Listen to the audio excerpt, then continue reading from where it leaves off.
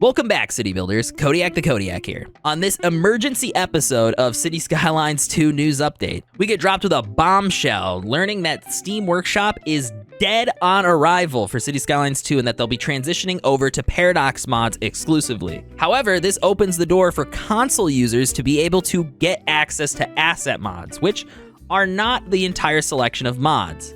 Stick around though, we'll get into that. Before we do, make sure to subscribe, hit that like button, and don't forget to turn on notifications so you can keep up to date on all the Cities Skylines 2 news. And don't forget to let me know your thoughts and opinions on all of this new information down in the comments below. Without further ado, let's get started. Okay, now before we get into it, I just want to remind you guys that all this information kind of came out yesterday, so whenever I upload this, it's the day before that it all came out. Hey, editing Kodiak here. While I was recording this, there was an entirely new FAQ that also came out just while I was recording it that actually answered a bunch of questions that I already talked about in the video, so just stick through all the way until the end because there is a ton of, there's just so much stuff coming out for this game right now. Anyways, let's get back to the video. And today, the day that I'm uploading it, which is the 17th of October, there's also a new dev diary. It's a written one, no video associated with it, I guess, but it's kind of just like same old information. It's just some really nice stuff and background information about how Colossal Order views mods. And if you're interested in reading that, I'll leave a link to it down in the description, but it's not really worth going over for the sake of the video, so I'm going to choose to omit it. But if you are a fan of Cities Skylines, I definitely suggest you read it because it actually, you know, it kind of just hits home at like how much they actually do care and want to support the modding community, which is kind of what is going to be the primary focus of today's video. Now, if you looked at the thumbnail before clicking on this video, all the big news dropped yesterday when Colossal Order made some pretty big announcements about modding in the new game. So let's dive on into what they said on their forum. We'll break it all down for you, and then we'll move into the FAQ because there is a lot more information in the actual FAQ. If you only read just the baseline notice, you missed a lot of information. So here we are on the Paradox forum, and it starts like this. More mods for everyone. We know you've been waiting, and now it's time to share our latest developments regarding modding in Cities Skylines 2. I know a lot of people in the comments have been kind of cheering and asking, like, when are we getting information about mods? We're finally getting it, and don't worry, there has been a ton of modders and asset creators who have had early behind-the-scenes access for months now, so they're totally prepared and ready to make these mods for whenever they can, which we'll get into in a minute. First and foremost, our in-game editor is currently in its beta phase, and it will launch shortly after release. While we look forward to unleashing the power of creative modifications to all of you, in preparation, we are collaborating with a talented group of creators working behind the scenes, ensuring that you have amazing mods to dive into on the launch of the mod platform. While the modding tools will have a basic framework at its inception, we are dedicated to its continuous expansion and enhancement, making it a central focus of our development efforts moving forward. I think if you're maybe pessimistic, you maybe didn't believe this or still don't believe it as I read it, but like it is a very core part of Colossal's business model to support modders, and they really hampered that home in that extra dev diary that they have, again, which I suggest you guys read if you want to. It's in the description. But their entire business model kind of revolves around harboring a community that fosters support through its modding scene.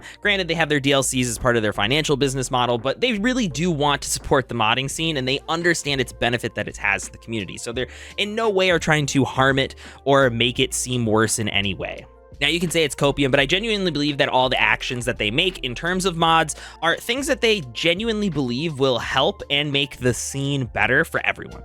Secondly, we're introducing Paradox mods as a new mods platform for Cities Skylines 2, which we've seen a bunch of times in the main menu, but this goes a little deeper than just introducing it. One of our core reasons for this is inclusivity.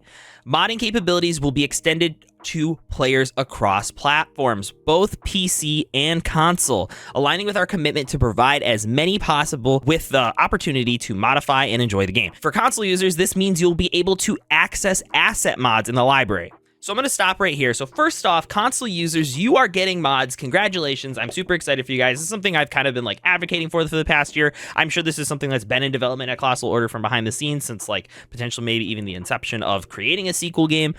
So I'm really happy that console users will be able to access some of the amazing things that some of these asset creators have been making for the past 7 to 8 years, 9 years, however long the game's been out. I can't even remember anymore. But there's a really important thing that, and the reason I wanted to stop at this specific spot is they specify classified asset mods. And throughout this forum posts and dev diaries in the future, wording is really important, and it's really important to recognize what asset mods mean, what mods mean, and what something they haven't brought up yet, code mod means. So mods in general are just exactly what you think. Anything that's previously been on the Steam Workshop is a mod. Anything that adapts the game in any way, shape, or form that you download and put into the game, that's mod, right? Then there's a different designation for asset mods and code mods. So code mods are your things like Move It, Node Controller, Traffic Manager Presence Edition, things that like actively change the game. Harmony would even be classified as a code mod, just things that actually change the coding of the game and how it actually functions.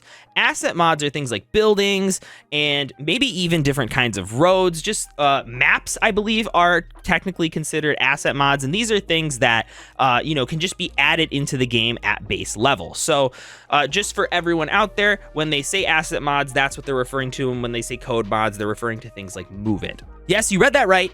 We know it is a huge part of Cities Skylines experience, and we're beyond excited to introduce a solution that makes mods available to everyone. As with this major update, we are fully aware of the learning curve it might present, but we are committed to providing resources to ensure a smooth transition to Paradox mods. And I really want to hammer home that they're saying transition to Paradox mods. And what's something really important that will come in the FAQ that we'll read about here in a minute, and I'll give my own thoughts, opinions, and some other creators' thoughts and opinions on all this, is that they are transitioning to Paradox mods, and you will no longer have access to the Steam Workshop on Cities Skylines 2. As far as I understand it, Cities Skylines 1, your Steam Workshop's not going to get touched. Don't worry. You're not going to lose any of your mods. Nothing's going to get messed up. Cities Skylines 1 is set in stone. They're not touching it, okay? But Cities Skylines 2, on the other hand, will move completely over to Paradox mods. Now, we'll go in more detail in a little bit, but this next section of the FAQ is also important. A note on performance and our commitment to players.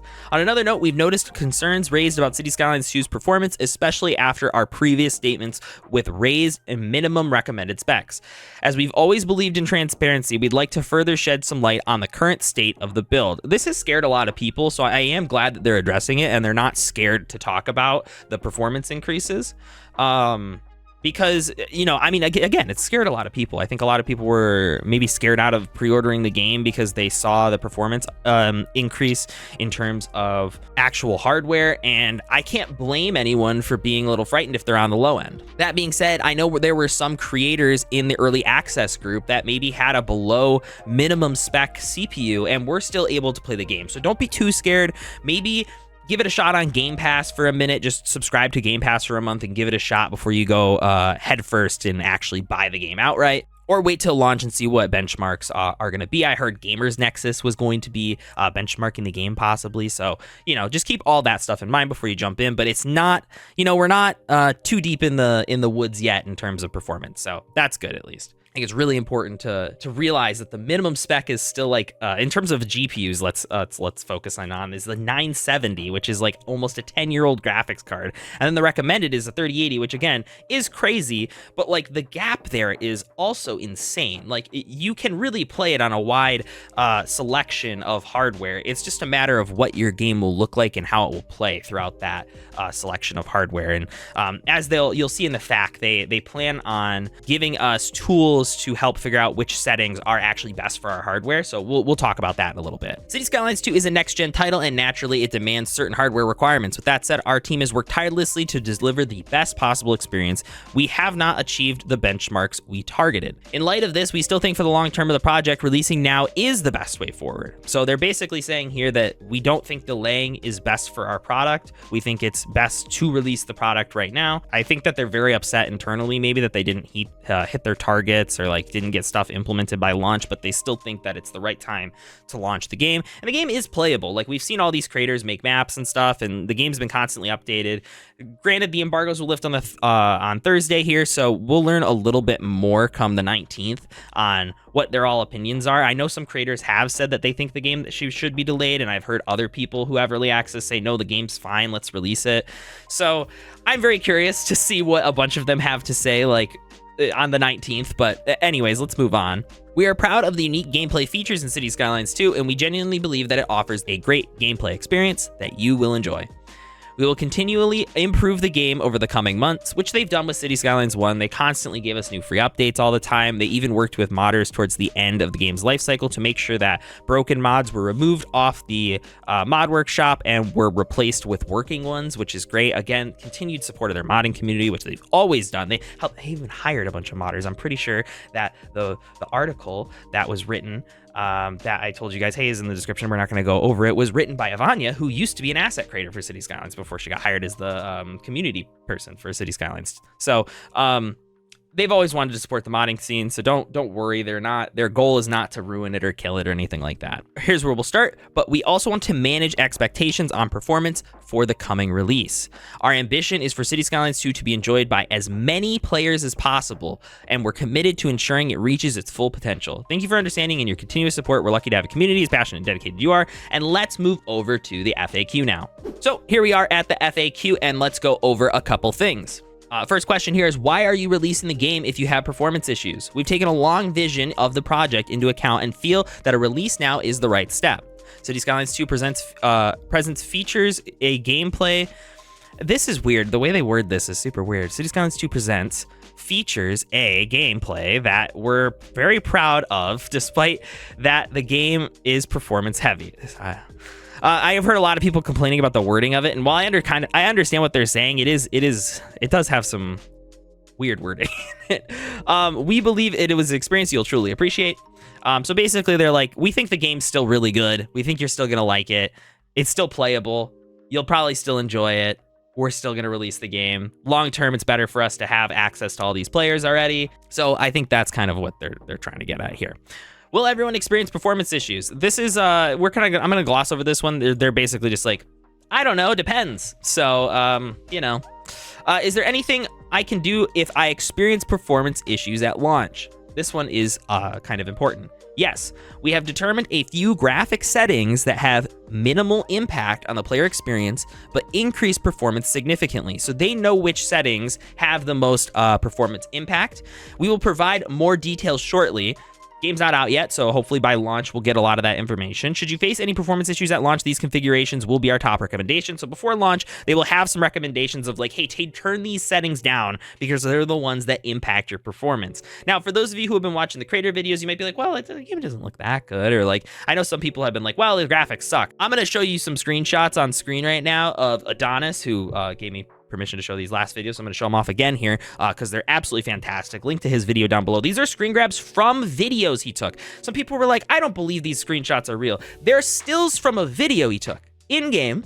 You can go watch it in his video down below. This is what Cities Skylines 2 can look like depending on the settings that you have set. This game has an incredibly wide array of visuals that you can achieve with it depending on the settings that you have. So I think it's really important and really good that they're going to be having these performance setting recommendations that they're going to be recommending for you just available online, aside from just the preset high, preset low, but like actual specific settings. Hey, turn this down if you're CPU bound, or hey, turn this down if you're GPU bound. I think it's really awesome that they're doing that. Not a lot of developers do that necessarily, so really cool of them. All right, so now let's get into the mod platform of choice, and we'll go into more detail about how the Steam Workshop is dead for us. So what mod platform will be used for Cities Skylines 2? We are using Paradox mods for Cities Skylines 2 to ensure cross-platform modding capabilities and to provide an integrated in-game experience for our players. So they've said this a bunch of times at this point over the past day now, but they're choosing to go to Paradox mods so they can allow console players to have access to these mods. And from how I understand it, they were a little concerned that if they had the Steam Workshop and Paradox mods, there could be just some discrepancies in updates, and modders might not update the one, or they might not update the other. They might run into challenges on both platforms, or they might just upload the one and then prevent some of the members of they just found it. They thought it was easier to just manage and handle one mod workshop. Now, I've seen some speculation that Paradox has all the control now. Well, technically on the Steam Workshop, Valve doesn't have all the control either. Paradox technically has their hands involved in which mods can be on the Steam Workshop as well. They're just removing Valve from the situation now, so it's not like Colossal Order and Paradox were removing mods left and right off the Steam Workshop to begin with, which they technically, I guess, could have. So I don't necessarily see that as something to fear necessarily, because they've already kind of had access and able to remove some mods that contained malware, for example, off the Steam Workshop anyway. So if they wanted to remove stuff before, they could have already. I see this as a net positive personally. As much as we all love the Steam Workshop and its ease of use, this allows it to be more integrated directly into the game, and it'll allow easier modding capabilities and allow other platforms besides Steam. So if you get the game on Epic, I have a bunch of friends who ended up getting the game for free on Epic, and then they try to play the game and they're like, I want this mod, and it's like, well, that's actually not that easy to do. You have to go into the Steam Workshop, download it, and then put it in its correct folders. And it's just a more complicated process to mod the game when you weren't on Steam. Now, anyone and everyone will have access to it. So I just see it as a net positive. Let me know what you guys think down below. I'm sure a lot of people are probably going to yell at me for that take, but it's my honest one. So that being said, there's people who use Paradox mods for other Paradox games, and it is not without its faults and challenges. Apparently, there's not even a comment section for mods, so it's one of the best resources for modders to kind of understand if there's issues with their mods. So really unfortunate. I think that that's sad, but they have addressed in different ways now that they do plan on fixing and updating certain aspects of Paradox mods to fit the needs of the Cities Skylines community, because we are so dedicated to our mods over here. And even if you play vanilla, you still get access to new maps or different assets, which is something that you weren't really able to do before on other platforms. All right, this is about the halfway point in the video where I usually like to thank my Discord subscribers. So I want to give a huge shout out to Wheatbread and J15Wine and RKP, who are my highest tier patrons. So I want to thank you guys so much, as well as my other Discord subscriber, which are down below. And yeah, anyways, get back to the video. Make sure to drop a like, leave a nice comment, and do all that other cool stuff. So next here, will other mod platforms be supported? And so this is just pure clarification at this point. No. We won't support other platforms such as the Steam Workshop. We have decided to have Paradox mods as our platform, as it allows for us to have cross-platform modding capability. We also wanted mods to be more easily accessible in-game, which we are able to do with Paradox mods. They're also more easily able to separate code mods from asset mods in the Paradox Workshop to make it easier to get them over to console as well. So it's just I'm sure they see it as just like a win-win-win. As much as many of us are comfortable with the Steam Workshop, I was listening to Quboid talk about this the other day, and I actually have a screenshot of Q talking about it here. And here is Quboid's exact thoughts. My thoughts: I have concerns, but overall, I am not that fussed. So Quboid here, and this is Quboid's thoughts. Quboid is the modder behind Move It, which is I don't know, every detailer's favorite mod, I guess. My thoughts: I have concerns, but overall, I'm not that fussed. The platform doesn't matter as much as the content. There are some issues with Paradox mods for other games, and I still don't know how many of these will be fixed, but this is all relatively minor stuff, and they are aware of it, and they are working on it. And Quboid's had, first off, Quboid's been NDA'd out of their mind. They have had early access to Cities Skylines for quite a while, as far as I understand it, so it's really important. I like to take Quboid's opinion a lot higher than maybe some of the content creators, just because of how long and like what Quboid has seen behind the scenes, and how long he's had access. So I think it's really important to take what Q has to say here, well, obviously with a grain of salt, because we all have our own opinions and we don't know what certain things are, but with maybe a little bit more weight than some of the other people involved behind the scenes, because he is a modder first off, and he has had access for so long. He has been an integral part in creating this new modding space, let's say. Next part here is, what do you mean the modding is in beta? It means that we have a small group of modders testing tools out in a closed beta before it's released publicly, which will happen soon. So from how I understand it, the developers are quite upset that they weren't able to get modding kind of done and ready by launch. Ran into some hiccups during development, timetables get shifted. I can't say I don't understand that. Like, the base game's there, we got it. It's probably good that we kind of like at least play the base game for a little bit, understand the core mechanics before we start diving into mods anyways. It's usually what I tell people when they play Cities Skylines 1 the first time too, so that holds true for me, at least into Cities Skylines 2. I think it's really important that we just kind of understand the base mechanics anyways. That's just me looking at the glass half full. But I mean, yeah, it is a little unfortunate that they didn't hit the target of launch for mods being usable, but it's something that they're working on behind the scenes. It's a huge part of their community. They have worked tirelessly with modders in the past.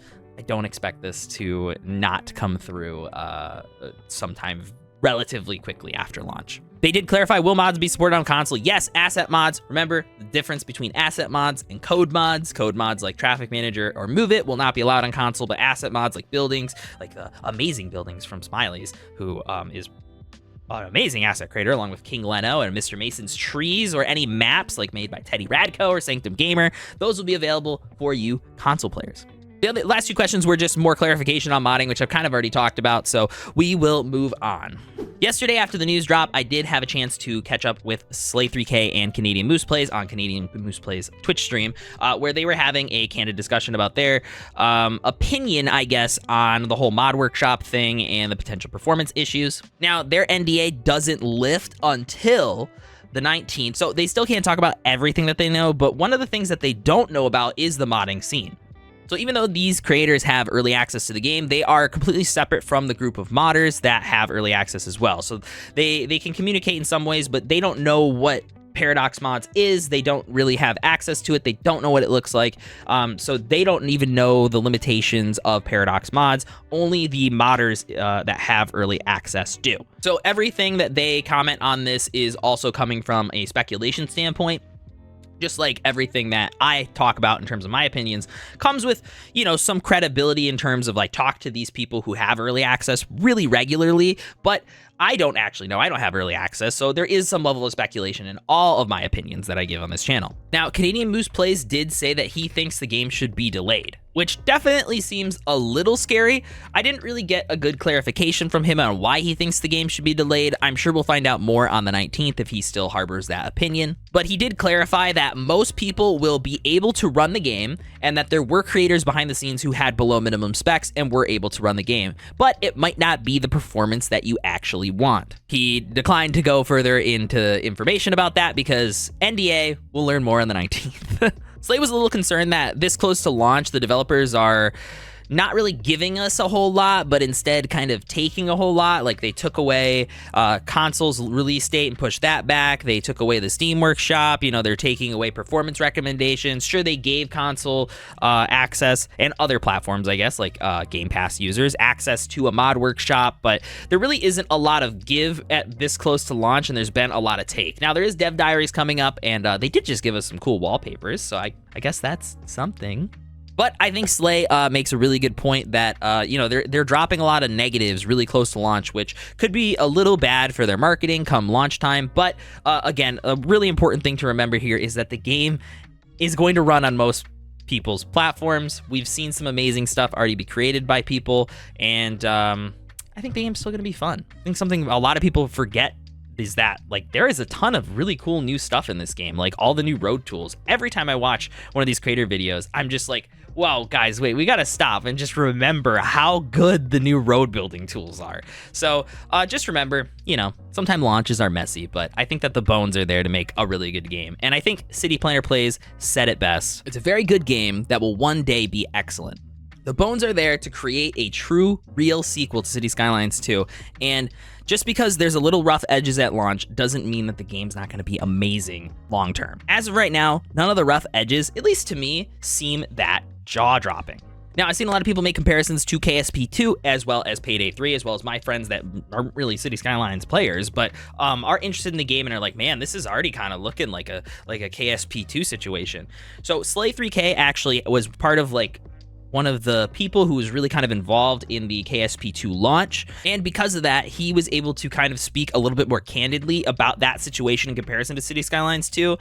And while he said that at the surface level, it did kind of seem like that, it's not at all. That situation is significantly worse than what's going on in Cities Skylines 2. So don't be too scared about the launch of Cities Skylines 2. Okay, while I was recording this, they also made a new announcement in the Cities Skylines 2 Discord, which contains a bunch of new FAQ information. So I'm going to skim through it really quickly, and we'll touch over any important points that they might have brought up. The first question is already something that's catching my eye. Will Paradox mods look different on Cities Skylines 2 than on Cities Skylines 1 or other games that already are on the platform? First off, I didn't even know Paradox mods had a Cities Skylines 1 platform, so that's actually pretty interesting. But they did say we've been planning on working on the Paradox mod platform for Cities Skylines 2 from the very beginning of development of the game. So this is a very core development point for them. It's something they've planned on integrating into the game, and it's something they have integrated into the game since the foundation of it. They did clarify here, will you have to log into your Paradox mod separately from Steam or Microsoft Store? Because obviously we're probably gonna have to create a Paradox account in order to use Paradox mods, as is tradition with any of these first-party proprietary mod workshops or anything like that. But they said as long as you have connected your platform, Steam, Xbox, PSN account with your Paradox account, there is no need to log in separately to Paradox mods. It'll automatically detect it, so that's really cool.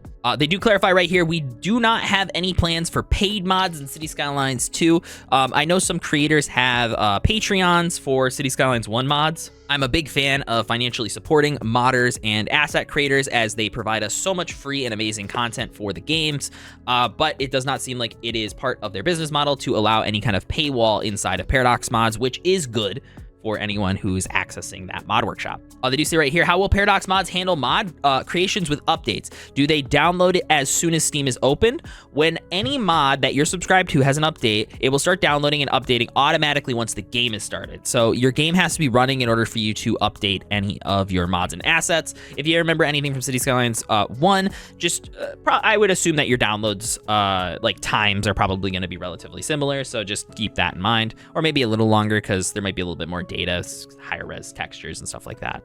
A really big concern that Canadian Moose Plays actually talked about on his live stream was the potential that the mod workshop of Paradox mods, being that it's completely under Paradox, they could in theory remove things like real branded assets. So for example, there is a Costco asset on the Steam workshop, as well as a bunch of other stuff, Shell gas stations, Walmarts, all sorts of brand businesses. And he was definitely a little concerned that this could open the route for Paradox to just start clapping those and removing them because of any kind of brand affiliation. They do clarify right here, will you be able to publish copyright buildings or copyright brands? You are able to publish anything that you create, but if we receive a cease and desist, it will be removed. The same process with the Steam workshop, which did actually happen, I believe, to one of King Leno's Best Buy assets. So again, I just want to really reiterate here, and this was told to me, I believe, by Quboid. It was by Quboid here. So Quboid said, as it presents, both Valve and Paradox have complete control. This is in relation to Cities Skylines 1.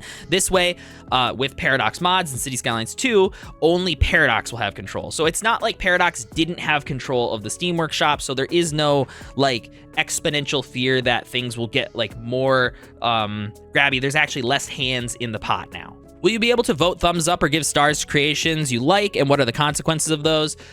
They do say right here, you'll be able to rate mods with stars from 1 to 5. This will impact best and highest rating sort order. So you'll be able to rate from 1 to 5 stars on mods, so you can find mods that are a bit more reputable and maybe not broken. Will there be any way to link two creations together if one needs the other, like Harmony mod in Cities Skylines 1? Yes, additionally, if dependencies exist, there's a lot of mods and assets, even maps, for example, that use workshop-created trees, and when you go to download them, it'll give you a warning like, hey, you need all of these for this to work. They do say that that will still be a thing in Cities Skylines 2 if you want to use another mod inside of your map, let's say. Players will be asked if they wish to add the dependency as subscriptions as well, which is nice. That's good. I'm glad that that was a feature. It was actually something I was a little concerned about. So we brought up comments earlier, and they did say, is there a way to share comments on the page of creation? There will be a possibility to display links to common social channels such as Discord, X, YouTube, and also Paradox Forum for each mod. So for each mod, the creator can link different Discord. So if like, for example, TDW wanted to create a separate Discord for his road builder, as well as for the Skype application, he could do that and then have separate social links, it looks like, for those, for each mod. Eventually, a Paradox Forum thread can be displayed directly with the mod if the creator chooses to. So they're essentially looking to replace comments on mods that we see in the Steam Workshop with forum posts from the actual Paradox forums. They function pretty similarly, so I think that that works and makes sense to me.